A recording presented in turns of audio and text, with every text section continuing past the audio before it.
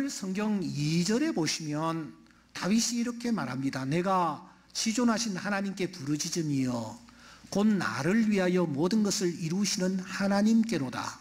보세요. 나를 위하여 모든 것을 이루시는 하나님께로다. 이게 무슨 뜻입니까? 여기에 주인공이 도대체 누구입니까? 하나님입니까? 아니면 다윗입니까? 다윗은 자기 중심으로 지금 얘기를 풀어나가고 있습니까? 하나님 중심으로 얘기를 풀어나가고 있습니까? 누가 주인입니까? 지혜자는 전도서 10장 5절 이하에서 내가 해 아래서 한 가지 큰 재난을 보았다.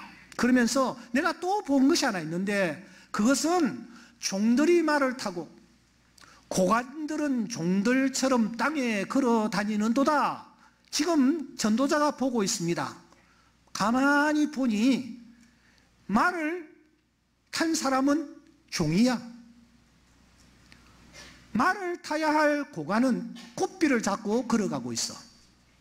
너무 우스꽝스러운 모습이 연출되는 것을 바라보면서 그가 허허하고 웃는 것입니다.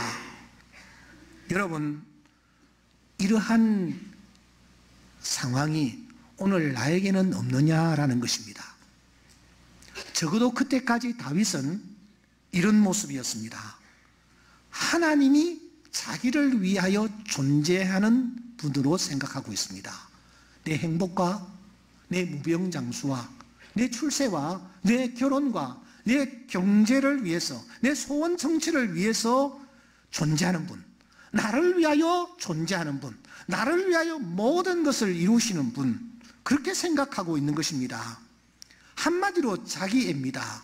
인정 중독입니다. 그래서 하나님은 그 무엇보다도 먼저 이런 생각에 집중하여 있는 이 다윗의 자기애와 다윗의 인정 중독을 깨뜨리기 시작하십니다. 어떤 방법을 사용하십니까? 3절을 주목하십시오. 그가 하늘에서 보내사 나를 삼키려는 자의 비방에서 나를 구원하실지라 하나님이 그의 인자와 진리를 보내시리로다. 1절부터 3절 상반절까지는 다윗의 소원입니다. 한마디로 나를 위하여 존재하는 하나님이 내가 지금 이것을 원하고 있으니 이것을 보내줄 것이다, 또 주세요 하고 강구하는 것입니다. 그래서 보내사라는 말로 시작하는 것입니다. 그런데 다행스럽게도 이 다윗은 중간에 가로 열고 셀라 했습니다.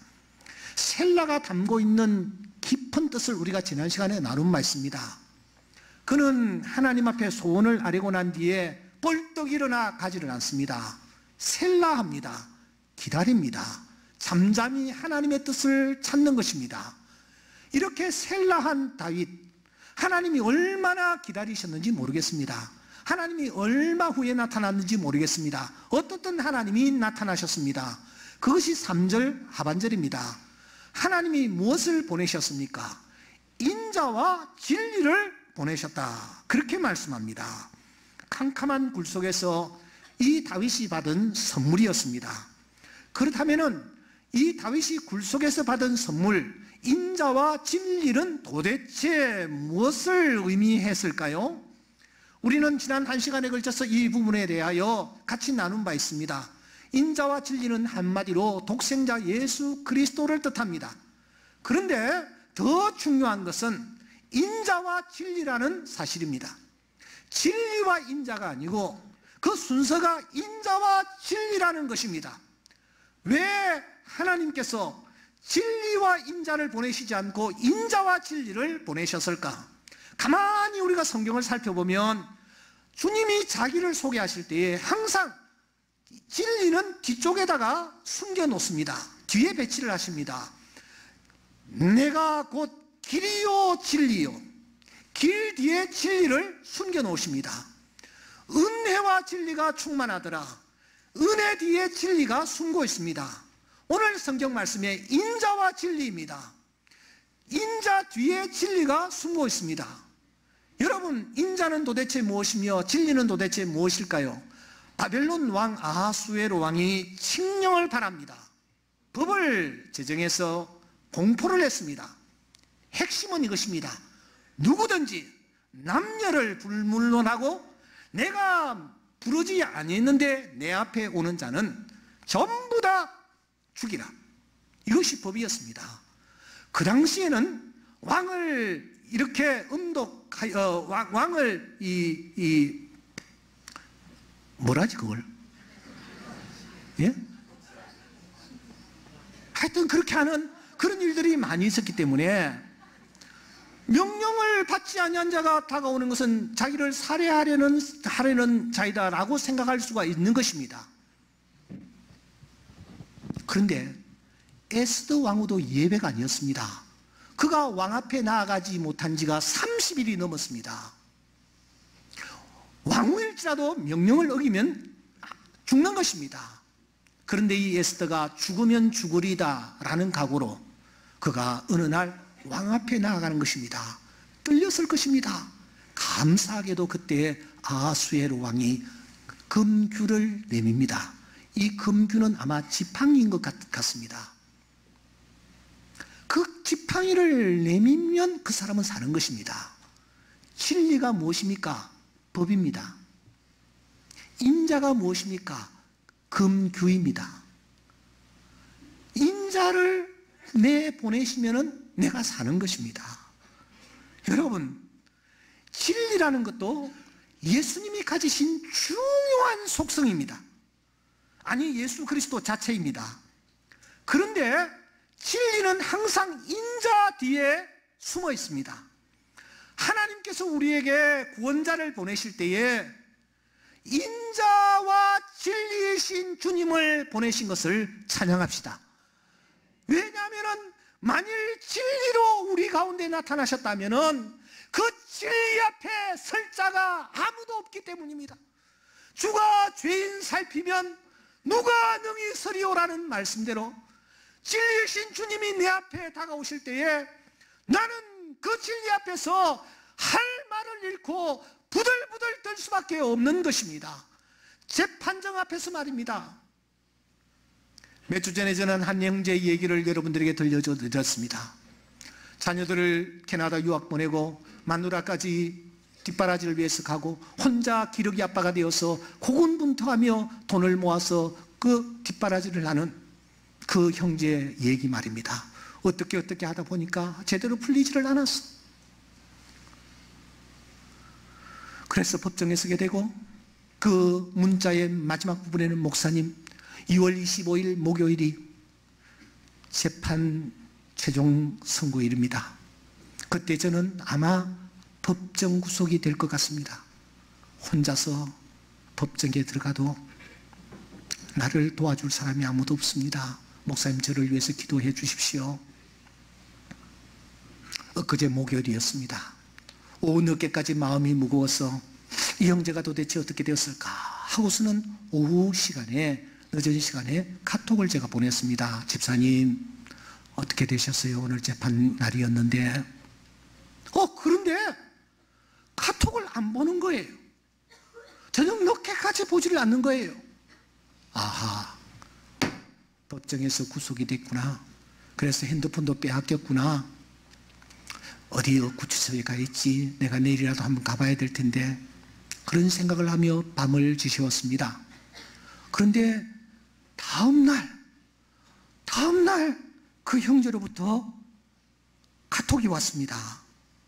존경하는 목사님, 어제는 지난번 말씀드린 형사재판에 대한 선고가 예정되어 있던 날이었습니다 하면서 긴 문자로 제게 연락을 취해왔습니다. 이렇게 시작된 이 문자의 핵심은 한마디로 목사님, 법정에서 기적이 일어났습니다. 저는 법정 구속될 것을 각오했습니다. 그런데 그곳에서 재판관이 어떤 문제 하나를 끄집어내어서 이 문제가 풀려야 한다. 이 문제가 풀리기 전에는 최종 선고를 할 수 없다. 라고 하면서 재판 선고를 스스로 재판장이 연기를 하는 일이 일어났다라는 거예요. 더 놀라운 사실은 그 재판장이 끄집어낸 그 상황은 어쩌면 그 형제가 무죄로 선고될 수 있는 중요한 부분이 그날 그 법정에서 드러났다라는 것입니다. 그러면서 그는 시편 57편 오늘 이 말씀 1절부터 11절까지를 계속 그대로 카톡에 타이핑을 해서 보냈습니다. 특별히 그 가운데서 하나님이 그 인자와 진리를 보내시리로다, 하나님이 그 인자와 진리를 보내시리로다, 이 부분의 문자는 몇 번이나 반복하여서 쓰고 있었습니다. 그러면서 그는 이렇게 이어갑니다. 하나님께서 예수님을 통해 진리를 완성하셨습니다. 죄 많은 인생들을 용서하실 길을 스스로 마련하셨습니다. 죄 많은 인생들이 받아야 했을 진노를 어린 양 예수에게 퍼부으심으로 죄 많은 우리가 하나님의 진노 앞에 설 수 있게 되었습니다. 진정한 평화를 누릴 수 있게 되었습니다. 이 사랑의 진한 감동을 느끼며 무릎을 꿇게 됩니다. 그렇습니다. 주님은 우리를 찾아오시되 진리로 찾아오시질 않습니다. 인자의 주님으로 찾아오십니다. 헤세드의 주님, 무지개 언약의 주님, 활의 화살을 당신이 직접 가슴으로 막으면서 우리를 뒤에 숨기시는 주님, 우리가 죄인임에도 불구하고 우리를 덮어주시는 주님, 그 인자의 주님으로 오늘 또 우리 주님은 찾아오시는 것입니다. 때문에 예레미야는 이런 주님을 노래하고 있습니다. 여호와의 인자와 긍휼이 무궁하심으로 우리가 진멸되지 아니함이니이다. 하나님은 그날 다윗에게 이 인자와 진리를 선물로 주셨습니다. 굴 속에서 이 선물을 받았던 다윗은 그 순간 눈에 죄악의 비늘이 벗겨지면서 지금까지 보지 못했던 세계를 보기 시작합니다. 그의 눈에 지금까지 보이지 아니했던 세계가 열려진 것입니다. 그래서 그는 노래합니다. 5절입니다. 다 같이요. 하나님이여, 주는 하늘 위에 높이 들리시며 주의 영광이 온 세계 위에 높아지기를 원하나이다. 9절입니다. 주여, 내가 만민 중에서 주께 감사하오며 문나라 중에서 주를 찬송하리이다. 무릇 주의 인자는 커서 하늘에 미치고 주의 진리는 궁창에 이르나이다. 다 함께 11절. 하나님이여, 주는 하늘 위에 높이 들리시며 주의 영광이 온 세계 위에 높아지기를 원하나이다. 사랑하는 여러분, 다윗이 동원한 단어들을 놓치지 마셔야 합니다.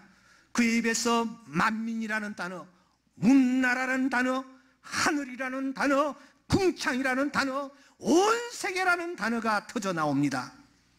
이 단어들을 종합하면 한마디로 하늘이라는 단어로 요약할 수 있을 것입니다. 지금 그는 캄캄한 굴 속에 있습니다. 잠시 어떻게 될지 알 수 없는 상황입니다. 원수들이 이미 그물을 쳤습니다. 3,000명의 군사가 굴 입구에 지금 서 있는 상황입니다. 어떻게 빠져나갈 수 있습니까?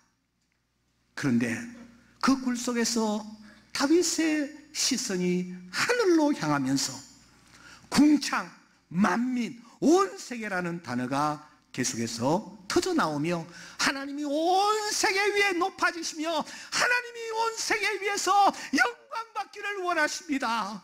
이렇게 그가 소리치는 것입니다. 그의 관심사가 굴 속에서 하늘로 바뀝니다.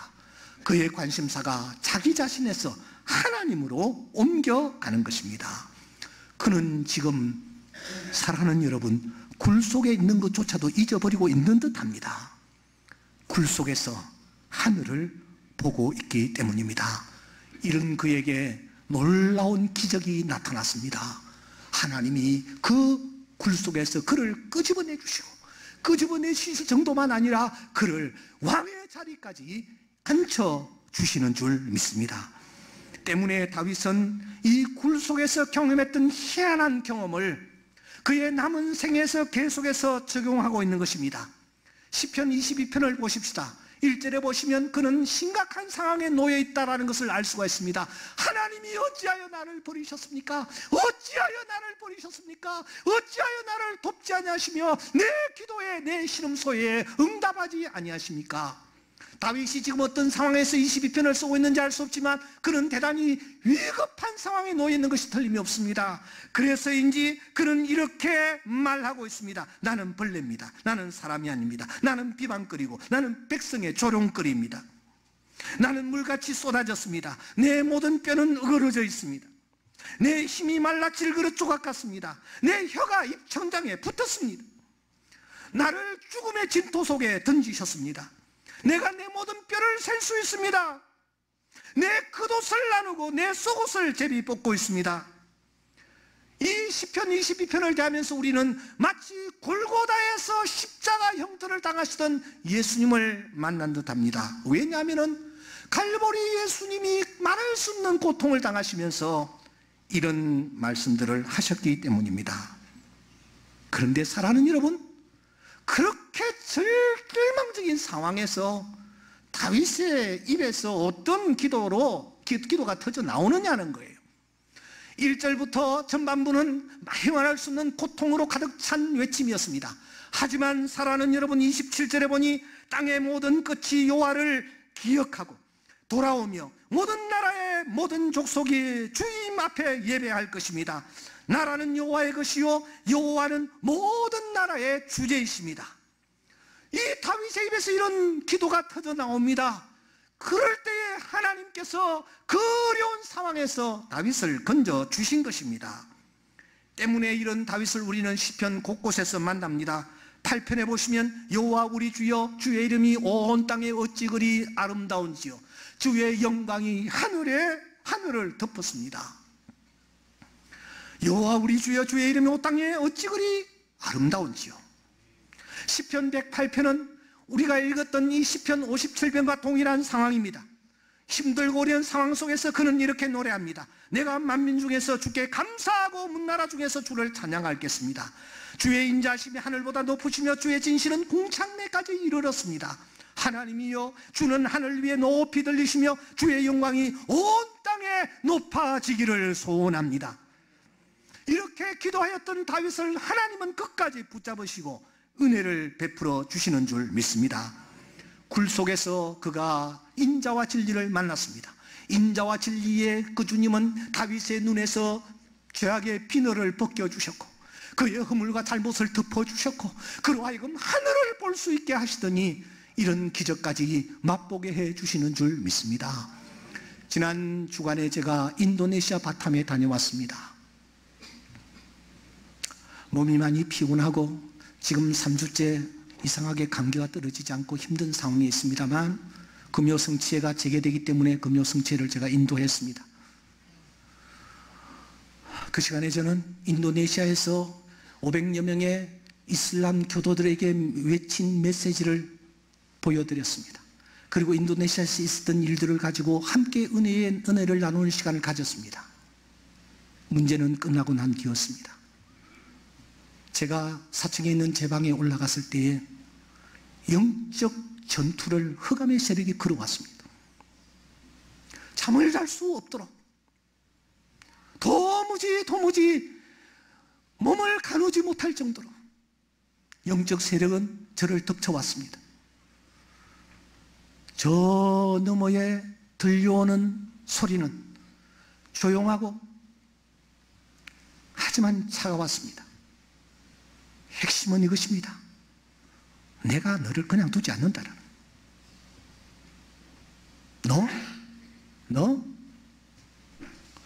어떻게 하다 보니까 중학교 세웠는데 초등학교 세웠는데 중고등학교는 내가 절대로 허락하지 않아. 집으로 돌아갔습니다. 잠이 오지 않는 거예요. 잠을 잘 수 없게 만드는 거예요. 다시 교회를 나왔습니다. 지친 몸을 이끌고 밤새 한숨도 자지 못한 채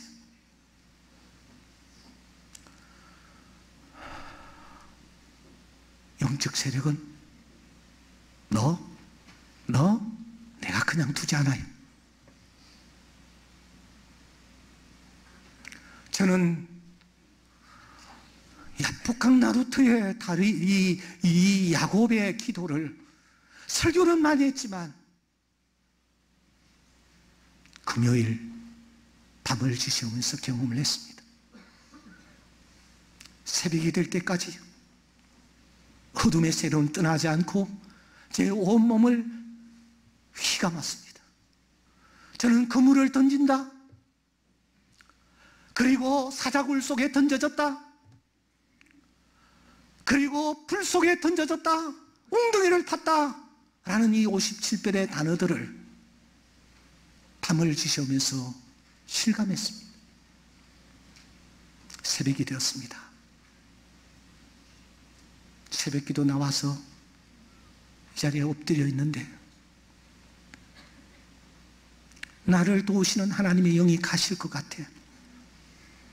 그래서 시편 창세기 32장 26절, 날이 세려하니 나로 가게 하라. 야곱이 그때 하나님을 붙잡고 외칩니다. 내게 축복하지 않으면 가게 하지 아니하겠나이다. 붙잡았습니다. 격렬했습니다. 하나님께서 그 밤에 저를 만나주셨고 저에게 말씀해 주셨고 지혜를 주셨습니다. 대체할 수 있는 방안 넣어주셨습니다. 저는 근년 들어서 이 영적 전투,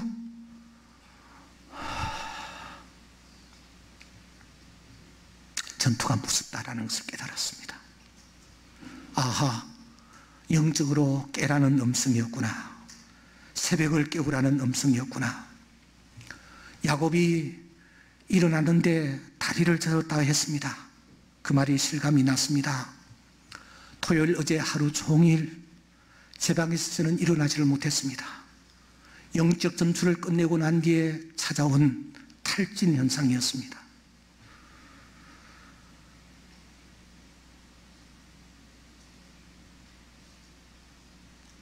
사랑하는 여러분, 오늘 우리가 사탄에게 미움받을 용기가 있어야 합니다.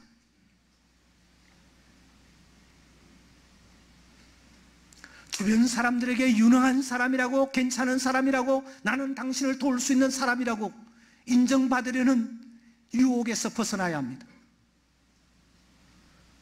하나님이 나의 모든 것이 되신다라는 이 믿음과 신앙을 가지고 다시 한번 인자와 진리신 주님을 만나고 그 주님이 보여주시는 하늘을 보기를 힘써야 합니다.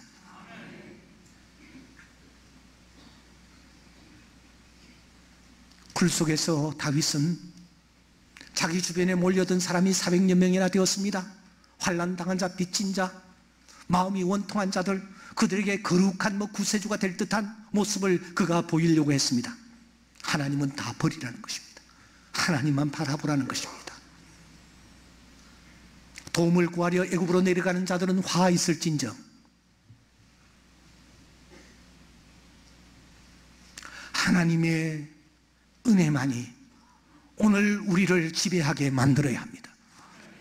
하나님의 은혜가 떠나면 나는 아무것도 아닙니다. 우리의 시선이 하나님께로 향하는 은혜가 있기를 바랍니다. 여러분의 영성이 다시 한번 새로워지기를 주의 이름으로 축원합니다. 잠자는 자는 건드리지 않습니다.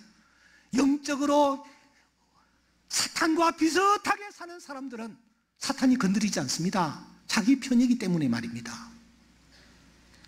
오늘 이 시간 여러분들의 눈에 비늘과 같은 죄악들이 벗겨지기를 소원합니다. 그리고 하나님을 보는